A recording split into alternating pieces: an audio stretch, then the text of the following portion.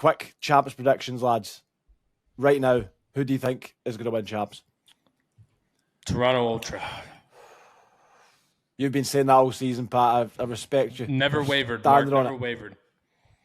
Toronto. I'm taking Toronto as well. Oh, shit. Chris, I'm going to say FaZe. God damn it. I'm going to say FaZe. Listen. I'm about to cook here, right? Dude, at Mark, their if you say home Optic, major. I'm leaving. At their home major. Top 12. They've just been... They're in the lowest low of franchise history. They're going to come out. They're not even going to reinvent their S&D strategies. They're just going to get first blood and they're going to group and they're going to play together. It's going to be a beautiful Call of Duty. They're going to play the same hard point and control they've been playing all season, and they're going to come out with a victory. Optic to take COD Champs.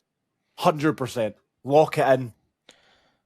Guaranteed. Champs, I don't Mark, think that's going to happen, but that would be insanely tippable. Yes. If they did that, that'd be incredible. It would be like the best story. You know, Hex is going to get right on the process with Roger and those boys and be like, all right, boys, come on, time to cook.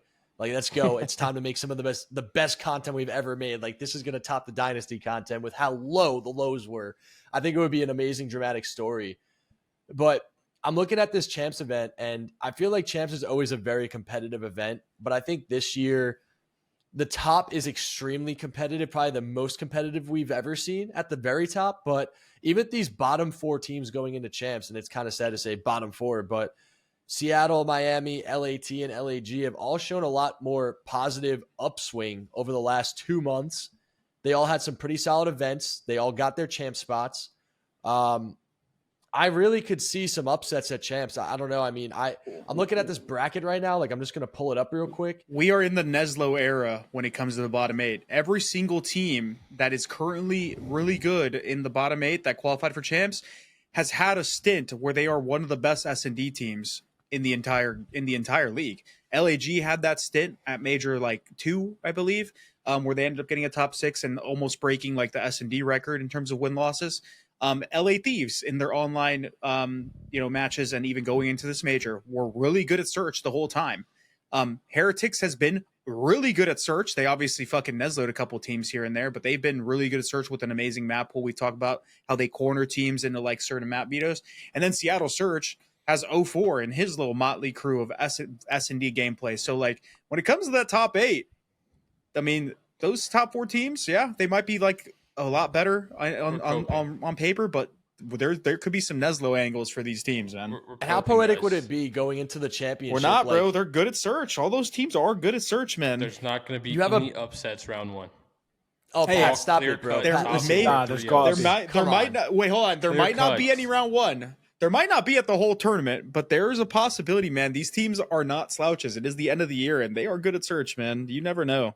Pat, S&D wins you championships. We know this. It does, and none of these teams are bottom 8 are winning S&D at Champs. Okay, FaZe versus Heretics. Let's just look at it. FaZe versus 3-0. Heretics. FaZe for sure. Sure. I'll give you FaZe. Subliners versus Surge. Look, 3-0. Seattle looks good at S&D. Zib will not Ultra lose to versus 0-4, Thieves. Doug. Okay, 3-0. He called him Ultra Lil versus Man. Thieves. 3-0. Shut up. We can't be doing so disrespectful. I think the only 3-0, upset 3-0, potential we have here is Optic LAG, and that's assuming that Optic just doesn't fix their shit. That's literally the only one. But I think it'd be delusional of us to think Optic's going to come out and look as bad as they have the last 4 weeks at COD Champs at the home event. I'd say there's 2. I'd say there's 2, and it's mainly because Ultra Search still hasn't been the greatest. Obviously, it's maybe made a tiny bit of improvements, but LA Thieves they're playing one guy. Really good, so they're playing one guy, Chris. It's literally Ultra versus Ghosty.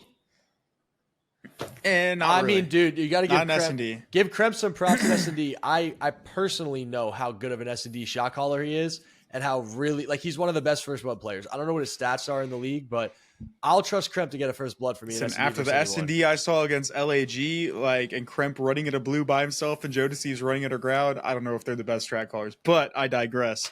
I mean, when I play with him, he was. I don't know what's happening on this team, but I trust Kremp and Thieves to win an S&D versus Ultra.